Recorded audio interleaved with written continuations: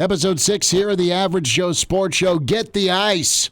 Nebraska walking wounded here from Saturday. Nebraska's quarterback needs a little help, and he needs to help himself. We're going to dive into that fateful 4th and 1 play. And I got to experience the seatbacks at Memorial Stadium on Saturday. I'll give you my report.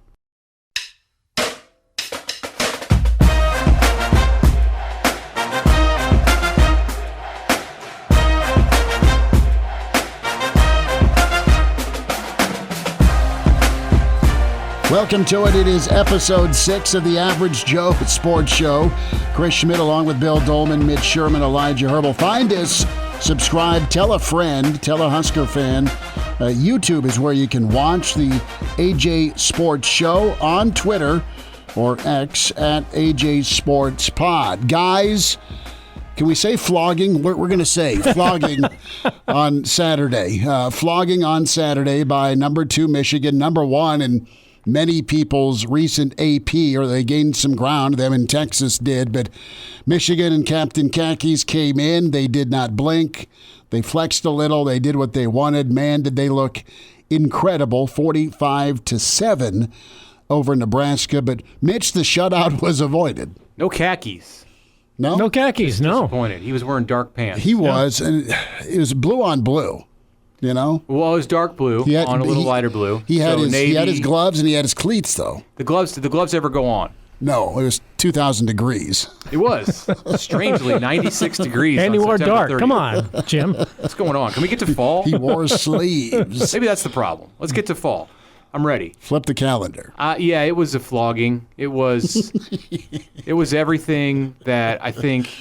So, in my progression of analysis of a football season, you go through these periods where the schedule comes out and you're just deadly realistic about how it looks. And then over the months ahead, you get a little bit more and more detached from reality to the point where you convince yourself that whatever team it is that you're looking at is going to go 12-0. And so we got progression, yes. and then you have your progression, then projection. This is the fan mindset, I think. And, you know, at our core, we all started as college football. No matter how jaded we are at this stage of our lives, there's that little piece of us that's still in there that thinks that every team is going to go 12. It's going to go 12-0. This is the one game all the way through where I'm not alone, where we thought there is no chance. So as I move forward from this game, I think you have to take that into consideration and say, okay, the other 11 games are going to be representative of what Nebraska is at the end of 2023.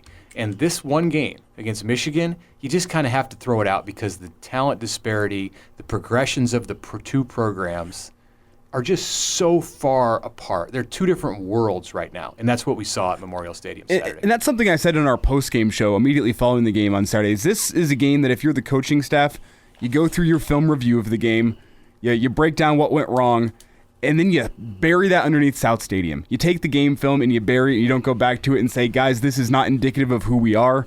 That was a much better team that we faced on Saturday, and at the end of the day, we're going to be better throughout the year as it goes on. I don't think you need to go back to that game film just because what are you going to learn from it? Oh, Michigan was bigger, faster, and stronger than you in all three phases of the game. That's what you learned on Saturday. I think you can take some lessons and say, this is where we're trying to get to, but I don't think that's a game that is going to be helpful as the year goes on, just because Michigan, the talent differential between them and what Nebraska has right now is so great. It's the Grand Canyon. I mean, it's that wide. Bill, brother, there's going to be another game like this for Nebraska, maybe not with Michigan and talent disparity like that, but there's going to be several opportunities for Nebraska to not be afraid or shrink in the moment. And I know afraid sounds a little harsh, but they played like they knew they were going to get killed. You said flogging. I'd like to use another F word. Forgettable. Unfortunately, that game is not forgettable, right? You'd like to use that, but this is going to be one that's going to be remembered for quite a while. And in looking back at what transpired last Saturday, there are times, if you go back in history, where you look at Nebraska football games where you really think this is an overmatched game. Miami in the Rose Bowl, against, for a national championship. I mean, a big game, but still, that Miami team was fantastic. Mm-hmm. You go back into some of the 80s and the 90s games with far superior Oklahoma teams, or especially those Miami teams when Tom would take teams down to the Orange Bowl 22-0 or whatever it was that one year. This reminded me of that. And you talk about the disparity between the two programs right now. I think the disparity is 8 years wide. Okay? Jim Harbaugh has had time to establish his program. And if you go back into the not-so-distant past, they were ready to run him out of Ann Arbor. And I would say probably within the last 4 years that he just can't get it done there. Well, he's in year 9 right now and has, according to some polls, as of this week, the number 1 team in the country. So if you were to say, okay, in 8 years, Matt Rule is going to have Nebraska in the same position, that's, of course, debatable. But Michigan has given him time. They've given him a lot of money. They've given him time. He's given out sandwiches. He's endured suspensions, and he's come back to have the number 1 team, right? I think you have to look at Matt Rule and where this Nebraska football program is and say, okay, they're a ways away from Michigan. But if you take a look at the Big Ten West, and this is something that we've all done since the beginning of the season, there are winnable games, including this weekend's game against an Illinois team that is not as good as people thought it was going to be. It has shown nothing. Purdue has a new coach who throttled Illinois last weekend, right? Iowa, who knows? You got Northwestern, Michigan State. There's a lot for Nebraska to do against teams that it's on par with.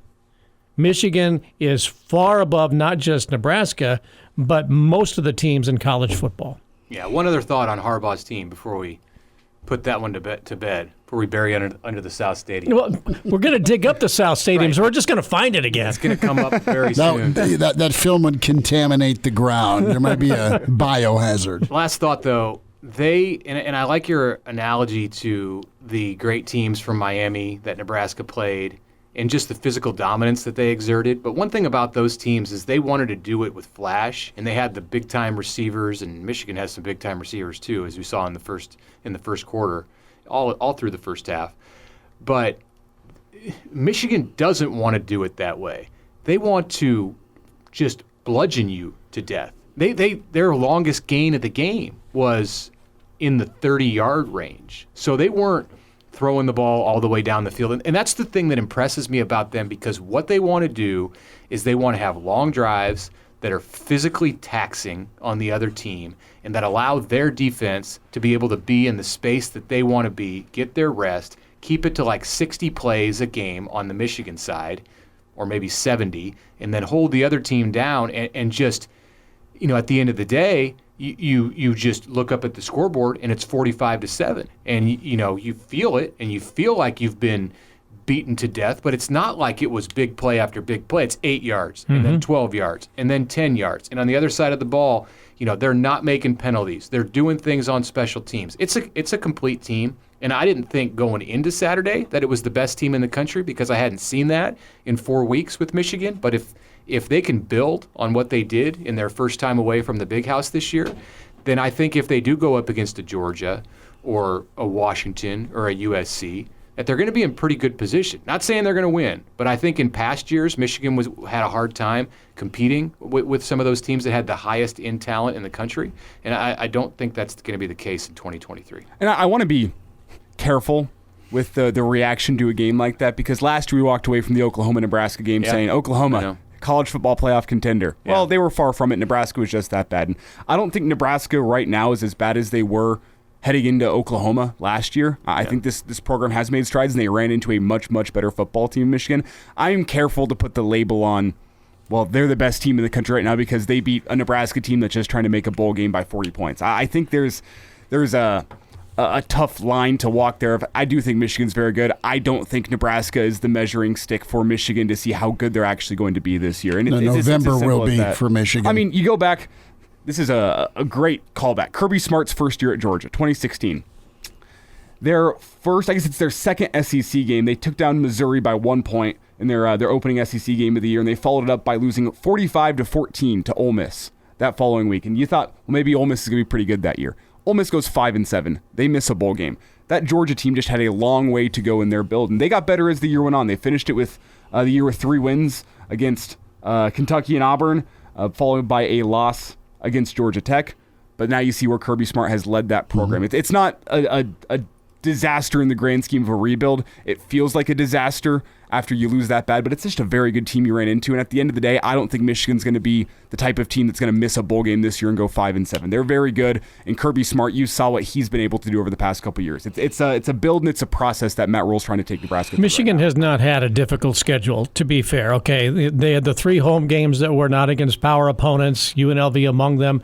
They go on the road and they beat Nebraska. And I thought that was the perfect time for them to go on the road. You want to circle the wagons, you want to rent out the entire Graduate Hotel, and it's all for one for all, and you do what you want to do. But this is a particular Michigan team, but the program, I think, where it is right now is measured by what it has done against elite athletes, fast athletes, the last 2 years at the end of the year when they have throttled Ohio State. Those are the benchmarks of where this program is for 2 consecutive years and where it probably will be and plans to be at the end of this season. So, yeah, they beat a Nebraska team that's not on par with them, but what they have done 3 consecutive years in the game that matters the most to them against athletes, probably more.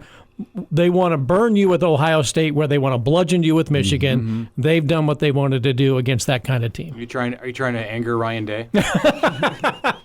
I'm not that old. You need to work on your lisp. All right. I think November 11th. That's it. That's the day when things are truly revealed about whether this Michigan team is a national championship favorite or like Michigan the last couple of years that made it to the CFP but didn't go farther than that. And that's the date that Michigan goes to Penn State. That's a good call. That is Penn State. That's part of that November finish. One thing we can say now 2 years in a row is seeing McCarthy.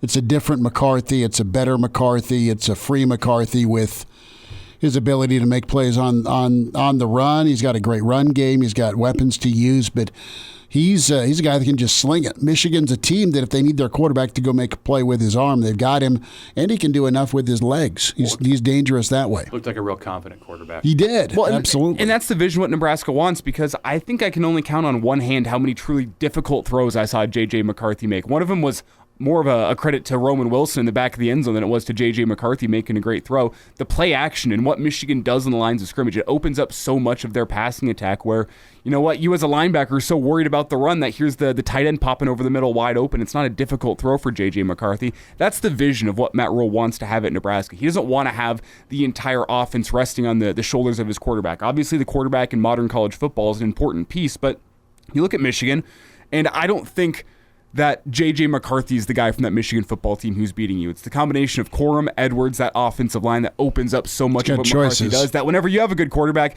man, it makes his life easy. And, I mean, did anything that McCarthy do truly, truly impress you and go, that's an NFL guy? He made the throws that he had to make. He made the throws that you expect a Power 5 starter at the Division I level to make. But, I mean, what did he have to do that was incredibly difficult? I didn't see that much out there that showed me I liked watching him on the move, and he made some plays. And I think he'll what he did against Nebraska, he'll be able to do against Penn State. He'll be able to do against Ohio State. And I'm not trying to discredit McCarthy by any means. I'm just saying that's what Michigan is built right now, that McCarthy didn't have to do anything insanely difficult to go beat Nebraska. So let's check back in 6 years and see where Nebraska is in comparison to the Wolverines. Do you get a quarterback? His second touchdown throw to Roman Wilson, where he was running left and he flipped the hips. Yeah, where he was going against the grain and turned. That's a special throw, but otherwise he didn't have to do anything too special. Guys, you're listening to the Average Joe Sports Show podcast. Find us on YouTube, the AJ Sports Show, on Twitter /X at AJ Sports Pod. Mitch Sherman, Bill Doleman, Chris Schmidt, Elijah Herbel. So Matt Rule spoke today, and a lot was covered, but we need to dive into the between the ears discussion, and I know it gets a little laborsome for Nebraska fans, but it was real, and Rule got a chance to watch film. They practiced, as he says, last night, where it was pads. On Sunday night, day after a game. And they got to let it rip, but more so, guys need to show up in the moment in these big games a little bit from Rule. We have some really good players. They're going to play in the National Football League. They need to show up. They need to show up. Like the good players from Michigan, I know, I can tell you who they were because I watched them on the field, okay? Our really good players need to show up. And that's not me calling anybody out. That's me giving them confidence that I believe they can do it. There's a big difference, right? I'm not calling anybody out by name. We have guys that I believe on our team can absolutely wreck a game, and I want to see them wreck the game. And this whole, I'm just overthinking it a little bit, coach, and I'm worried about this, and I don't want to make a mistake. Okay, enough. You know, the first play, I get all these texts, man, what a great catch, caught on his helmet. Cover 3 in the middle safety players at 5 yards, just missed assignment. Second play, touchdown, missed assignment. Third play, missed assignment. All the touchdowns, missed assignments. So we're better than we played, right? So you tell me I want to get that off my chest to the guys. I love our guys. And all I want our guys to do is play football with confidence. I don't want them playing football afraid to lose. Play football with confidence. And so that's my job. I haven't gotten it done yet. So I'm anxious to play on Friday. So that was a little snippet from Rule, but that's what it looked like. Visually, it was in front of you from the get-go, afraid to screw up, and then probably a little bit afraid to make something happen from can we actually compete with these guys? Yeah. I mean, both things going. I thought it happened. There was a high level of fear of failure. I thought it happened after the interception for Nebraska. Okay, so Michigan goes down the field without a whole lot of resistance. Great catch on the touchdown, whether it was a blown assignment or not. Still, great catch to pin the ball against the helmet of Isaac Gifford, and they're up 7-0. And then the first play, the first throw for Nebraska, boom, tipped in the air. It's a pick, and I thought you could see it in the body language for Nebraska right then. All the stuff that Rule's talking about right there. And I think the thing that we have to ask ourselves when you hear a soundbite like that, because he was fired up today. It was a different tone from Matt Rule than anything that we've heard in the season. Occasionally, he got like that in camp, and in the off season, he was pretty animated at times. But I thought he's been very stoic throughout the season in these first 4 games, and even on Saturday after the game. But today was something different from him in just the message that he was trying to get across. And I think the thing we have to ask ourselves was, is that real, or is that just Matt Rule being this dynamic speaker that he has inside of himself? Is his fieriness in that moment reflective of what's going on in that locker room? Because if it isn't, then what's the point? Because he doesn't play the game. Let me ask you this. Did you think or get the impression, listening to that, as well as the post-game comments on Saturday after the Michigan game, that the Michigan game was one that he may have had circled on his calendar? Let's just get to it. Let's get through it. Let's get over that hurdle. And then we can look out to a landscape for the rest of the season that, for the most part, as I mentioned earlier, as we've talked about, as you look at the Big Ten West especially, you've got a slate of winnable games. And as he said, if we play like we did against Minnesota outside the last 5 minutes, and really for the first 2.5 quarters of the Colorado game with some abandon and confidence, that if they play that way from here on out, now that Michigan is finally out of our sights, we can play like we expect them to play. And remember what he said on Saturday. Watch us on Friday. Mm-hmm. He was ready to play Saturday night. He was. And he was the same way today. It's an interesting thought. If he was eyeballing this from the get-go. I haven't given that a lot of consideration until right there when you asked the question. I think, I listened to Evan Cooper, who's Matt Rule's most trusted confidant on the coaching staff. Evan Cooper, what he says is gold in the eyes of Matt Rule. They've been together since Coop played for him at Temple and has coached for him and has been along at every stop. And Evan Cooper last week said on the radio that this game would be a measuring stick for where Nebraska was at. So I'm not sure necessarily how Matt Rule felt about it. I don't know if he was just thinking, let's get through this thing and then get on with the rest of the season. I think he was really curious to see, and his mindset going all the way back to the start of the season was, I want to see how our guys respond in that moment. He didn't like what he saw, and now he's ready to move on to the rest of the season. But I don't think that he had cashed it in before the game, knowing that they just had to get through this thing and then try to advance. What do I have in my team at that level? And he's not going to know until he gets to Michigan. Right. Yeah. And you saw it, and it was not a good look. But now as he's touched on. You can learn from it, and then you better go bounce back or go play winning football. Don't play afraid football Friday night. So I think these 2 weeks we've talked a lot about as we go back to preseason to now, and they're going to be very telling. And it's true. It's still going to be very telling. It was a sad story if you're a Nebraska fan Saturday, but very sobering. And Friday could be a breakthrough, could be another tough defeat, but it damn well it better not be a blowout if you're a Nebraska fan. It's like, okay, we saw it. Now you know how much work you have to do. So in that sense, it is a measuring stick, just not in the way that they wanted it to appear. You guys kind of hit the nail on the head there. I mean, the question to me is now it's similar to what Matt Rule said on Saturday. What he said today is we're going to find out how this team responds, because what'd you hear about Nebraska teams back in the 90s? They beat teams twice.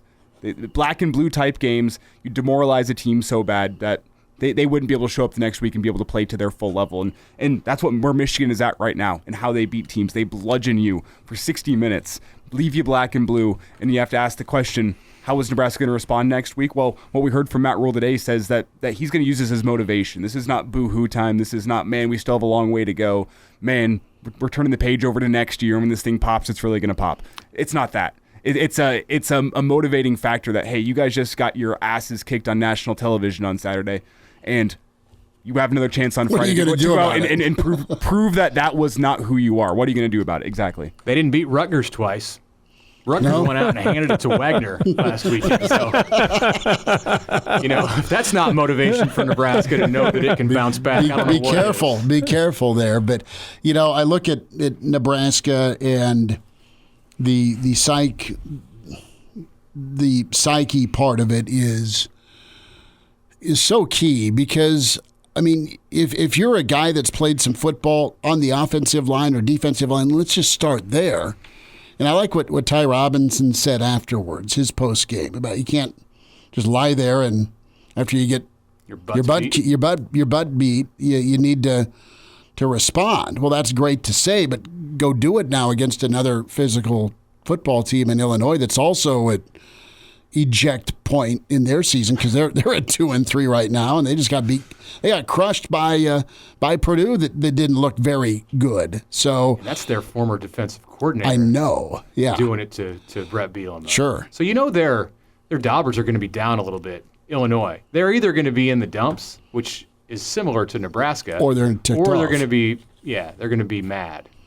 And I think to your original question about is this real Rule or is it real or is it just Rule? Is it him that's great at speaking? And I think I can just kind of see him the way his body language was today. I mean, he's a little ticked off and he's fired up and he's trying to push the buttons to get him to respond. I think it's real. And it just wasn't though Monday. It was Saturday after the game.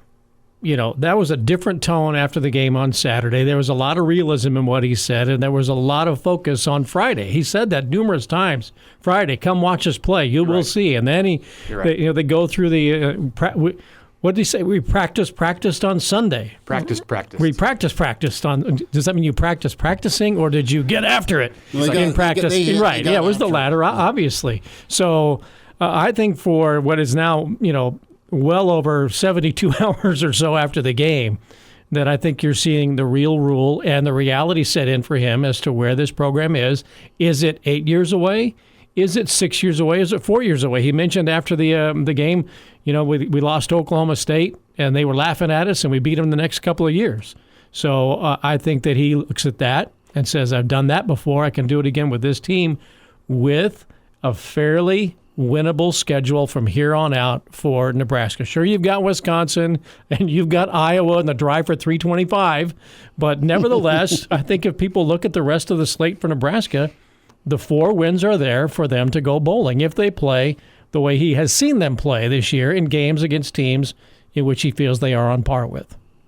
Update, Iowa scored 26 points on Saturday against Michigan State. Well, offensively, just the offense, 26 points? No. I was just saying, Cooper DeJean had to do a punt return, but it got on the board.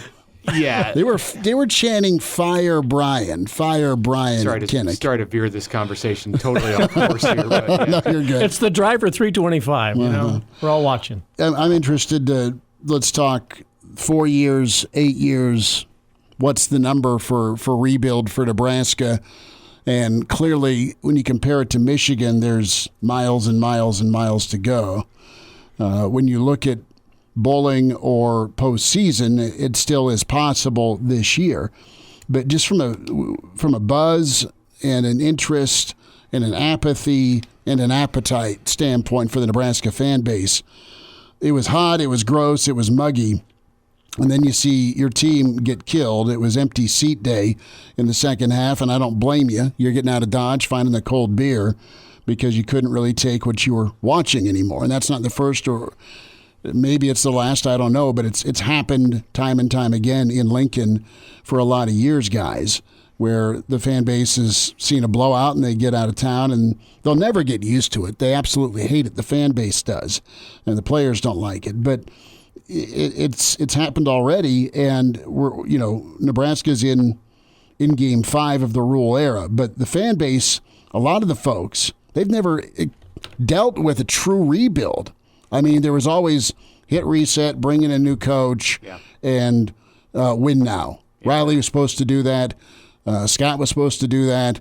And, okay, here's Rule. And Rule from the get-go was like, dude, I'm pouring concrete. Yeah, that mentality, that 3 years and hit eject, that ain't it this time, boys. No. I mean, that's not going to fly. That's not going to work. Not with $450 million poured into a new stadium, and there's $72 million for him. A new stadium and the coach's contract, and really beyond all of that and more than that is just where Nebraska's at in the changing Big Ten, in the changing face of college football. We got the playoff going to 12 teams next year. We got 18 teams in the Big Ten with the addition of these 4 from the Pac-12. It's a different world and a different reality. And all of those times where Nebraska had the luxury to be able to wait and say, if this doesn't work, we can always start over. That's not in play this time. This one has to work. And, it's been said before. I remember the big ESPN story when Scott Frost was early in his time at Nebraska, and it was, if Scott Frost can't fix this, is it broken forever? And I think that was a lot of hyperbole, and there's always been another opportunity, and who's around the next corner, and you can.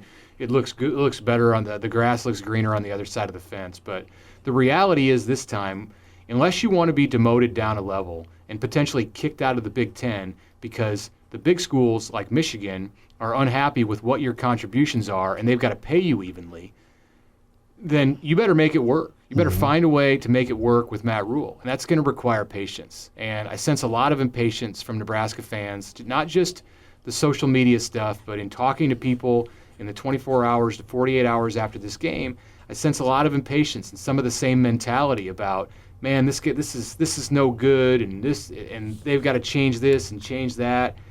Nobody said this was going to happen in the first year. Matt Rule has a history of doing these things over 2 years and 3 years, and a fourth year at Temple before he left. I don't think he's here to be here for 3 or 4 years and leave. He knows that this is the big time in college football. He's done the NFL thing. He's back. I think he wants this to be his place for a long time, but people are going to have to get on board with that and understand that it's going to come in pieces of incremental progress, some of which we've already seen in the early going. Did not see it on Saturday against Michigan. Nebraska has to make the investments that it's making now, as opposed to 2 or 3 or 4 years down the road as the landscape changes and other teams and other programs start to go into maybe a different cycle in where they are in their programs and where they have to start thinking, do we need to invest at a time when we're not all sure what the financial landscape is going to be, say, in 7 years when the next TV contract comes up. So it could be dramatically different, and it could be dramatically lower because of streaming and cord cutting and all those kinds of things. So if you're going to invest for the future of the next generation of college football, Nebraska right now may be ahead of most programs that are trying to get back up. Not Michigan, not Ohio State. I think Penn State's probably on a wave that is upward, right? Washington's probably in that category too. But if Nebraska were to wait, and boy, the timing is odd with the South Stadium talk and then what happens with Michigan. But if Nebraska were to wait and making the investments that it's wanting to make, it's going to be out of the game anyway. This is its best chance. If it's lower because you have Amazon and Apple and Google and whatever other streaming option may be out there that we're not even talking about right now, and that those companies have more leverage, and it's not just Fox and ESPN that are competing against each other, and there's actual options for these streaming organizations to go to, and it drives down the price of what it costs to televise or stream an entire conference slate. Who's going to make less money out of the deal? Is it going to be Michigan or Ohio State? They're not going to make less. They're going to keep on making what they're making. And if it's at the expense of the schools that aren't holding up their end of the bargain on field performance on the field, then those are the schools that are going to get cut out. And when you talk about that on-field performance, you look around, the teams that have made it back up into relevancy in college football after not having been so, Georgia, Tennessee, Washington, I mean, those schools made it pop in year 2 or year 3. Mm-hmm. It's as simple as that. And I think we can talk about patience and trusting the Matt Rule rebuild, but you're going to have to see some signs. Maybe not this year, but at least next year and the year after. And the difference in those schools is those schools all had their quarterback in place. The quarterback that was going to lead them back, every single one of them. And I don't know if Nebraska, as we've talked about a couple times in this show, has the quarterback on their roster right now that is going to lead them back to be that guy that their offense runs through in order to make some hay. Because you saw it with Georgia back in 2017. Year 1 under Kirby Smart, 7-5. Year 2, it's a college football playoff, and they're losing in overtime to Alabama in the national championship game.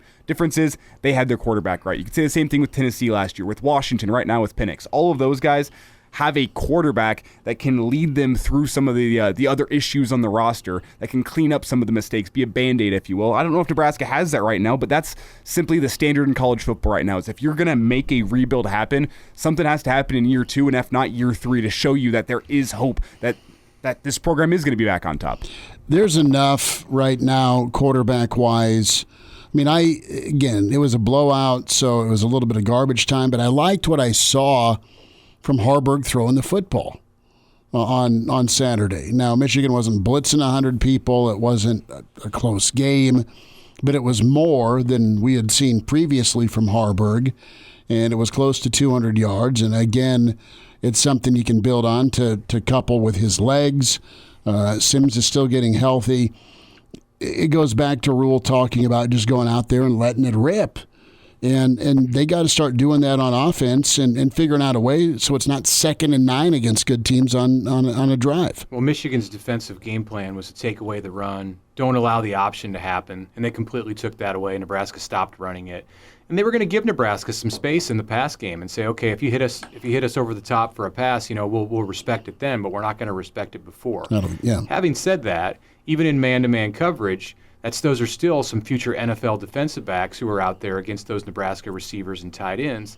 And Harburg found a way to make some plays. They didn't rush it. Like you said, they didn't blitz him like crazy, and they gave him a little bit of time, maybe more time in the pocket than you would have expected he would have against Michigan. But he made some throws. He made a nice throw to Thomas Fidone on the sideline. He made a couple nice throws to Billy Kemp. He made a nice throw at the start of the second half to Marcus Washington, who showed some toughness and getting extra yards, some yak on that 56-yard reception. So there's some things there to build on, I think, for sure. Harburg, I believe, hit 8 or 9 consecutive throws after that pick to open the game. So it wasn't on him. He didn't lose that game. I think he held up fairly well against what may be the number 1 defense in the country, but he's going to continue to have to get some help. And when they get through Friday night against Illinois, I think this is going to be a valuable time for Nebraska to take a real hard look at all of the options that it has on the offensive side and find a better way than what it's done in these first 6 games, first 5 right now, but ultimately it will be 6 games, in getting playmakers on the field in bunches more than what they've accomplished so far. If that means paring down some of their responsibilities and not throwing the entire playbook at freshman wide receivers, then that's probably advisable. But I still look around just the world of college football, and I can't for the life of me compare Heinrich Harburg to the other quarterbacks that have resurrected some of their programs. I know it's not all in the quarterback, but Jake Fromm at Georgia, you had Hackenberg at Penn State, Ewers at Texas right now, Penix at Washington. All of these guys are playmakers at quarterback that are one of the top guys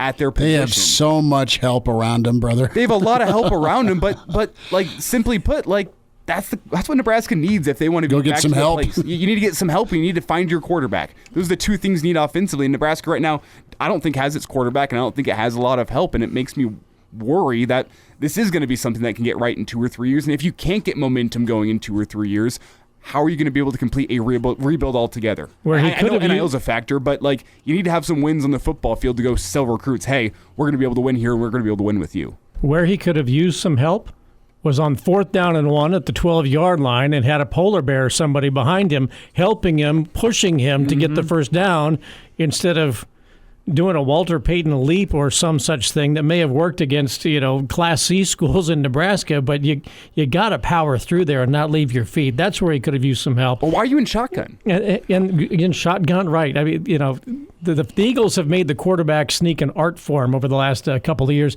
Not everybody is Jalen Hurts squatting 600 pounds. I get that, but you can push now. But why'd you They do a could have shotgun? pushed him forth for a yard. All year long, you've been running quarterback sneak under center with a relative amount of For success. 4 yards. And I know Michigan is different, but why is this the time where you go, 4th and 1, let's run the quarterback sneak out of shotgun? It kind of becomes more Because of you a quarterback power. But overthink the play call. And he's 6'5". He should have been able to get a yard. And the other thing about him, yes, he did hit some throws, but 6'5" quarterbacks should not be having multiple passes batted down during a game. And Rule said he's got to throw through the window. Well, he's hitting the window pane a little bit too much, right?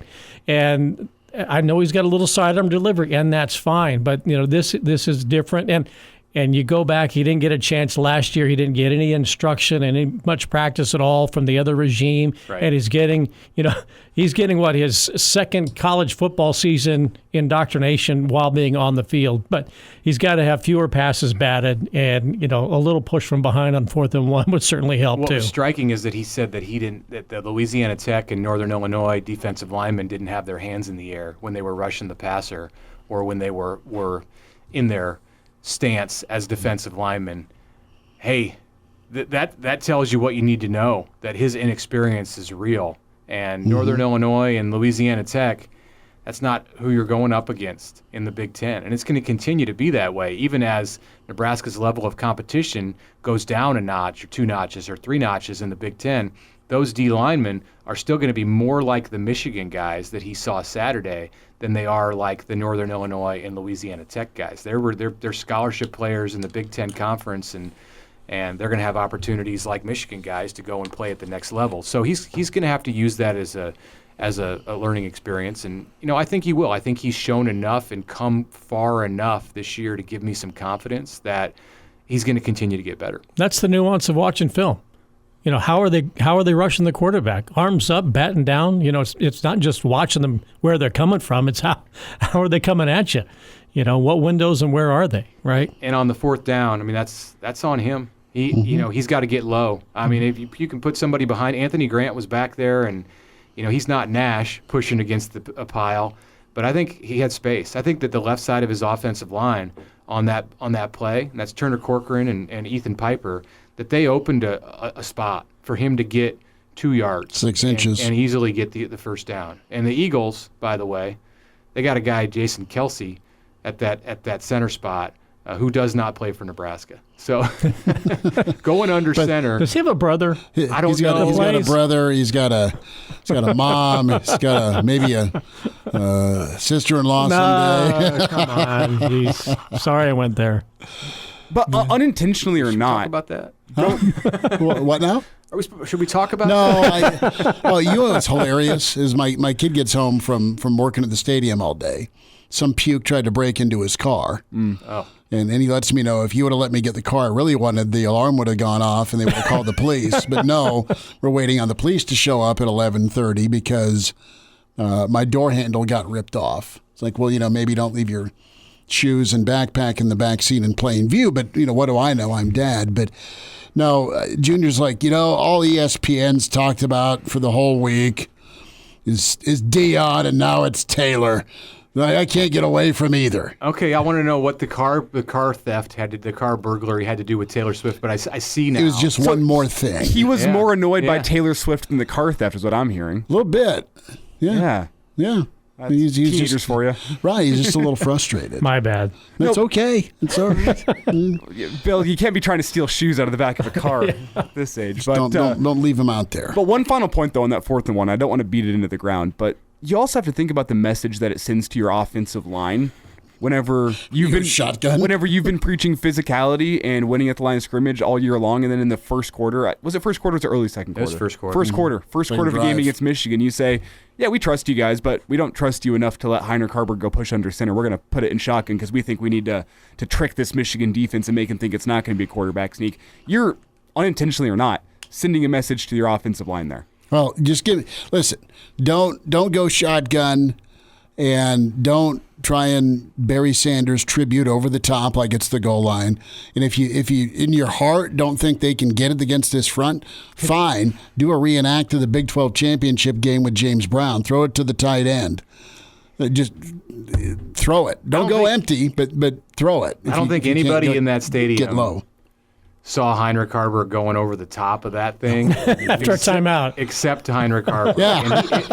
And he panicked, and that there again is the inexperience. Right. Well, and then also one more thing to mention here. Because it's the former offensive lineman in me coming out. How are you as an offensive line and as an offensive line coach in Raiola during a timeout not going to Marcus Satterfield and saying, "Believe in us here, we can get you a yard"? That's another aspect, too, that the offensive line wasn't fighting for. And I guess I wasn't in the huddle. I don't know what the process of this was. But your offensive line are supposed to be fighting for that in a situation like that. To go say, hey, put the guy under center. We'll go get the push for you. If we're wrong, we're wrong. There was so much wrong with that play. And if I'm set, hey, Dom, Donnie, what are we averaging on first down yards per carry? Oh, it's 2nd and 9 every time? I mean... That's a yard, though. That's a yard, though. Well, that was a little generous. Look, that play was not going to change the outcome of the game, but it probably would have changed the tone of the game early and maybe would have added a little confidence that Nebraska did not have as the game progressed. I think it's much more important to look at it as being very indicative of where Nebraska is right now compared to the big dogs of the conference, especially in terms of physicality and lines of scrimmage. That you're going shotgun 4th and 1. Quarterback and experience, too. It's very indicative despite it only being one play of where Nebraska is right now. It's all just part of the bigger issue that Nebraska was hesitant and lacked the killer spirit. Yes. Just the real confidence that it was going to be able to get it done in the moment. The fact that the way that whole thing played out, from Nebraska lining up with Michigan's defense not quite set, they don't snap the ball, rules counting down the seconds with the official on the sideline to call the timeout. They call the timeout, they change the play, they come back out in shotgun, they execute the play incorrectly out of the shotgun. All of that stuff, it's like you're just dredging up the old issues and the symptoms of the problem that have plagued Nebraska football for so long, and it's just like Rule said today, he's trying to teach these guys how to win, and they weren't playing to win in that moment, really, on the sideline or on the field. And everyone in the crowd knew it. I was sitting among the normal people, 200 level of East Stadium. I will say, highly recommend. Fantastic. It's not my first time sitting there. First time since the seatbacks with the individual seats. A little low on leg room, but other than that, fantastic. Short concession lines. The bathroom line was quick, easy. They had like a little deck you could go on during halftime if you had seen enough of the game, which plenty of Husker fans had. Fantastic. But there was that Note moment, to Trev. that 4th and 1. Everyone in the crowd immediately knew, oh, this one's over. You're not picking up that 4th and 1. That was all they needed to see. That was the moment of deflation in terms of, well, this one, not only is it not going to be Husker win, it's not going to be close. 3-step process. They drive down, punch it in, interception, 4th and 1. When you're trying to make it 14-7, they stone you, take over, go down. It's 21-0. Absolutely deflating moment. Average Joe Sports Show. Find us and subscribe. Tell a friend on YouTube. The AJ Sports Show is where you log on YouTube to watch the episode. Can go to Spotify or iTunes and find the audio portion of the podcast, and then give us a follow on Twitter at AJ Sports Pod. Mitch Sherman with The Athletic, Bill Doleman, the Pride of Fairbury, Elijah Herbel, Chris Schmidt. Guys, we'll be back later in the week getting ready for Nebraska and Illinois. Pretty much must win for Nebraska, must win for Illinois, as both teams at 2-3. We'll talk to you next time. Thanks for checking in with the Average Joe Sports Show.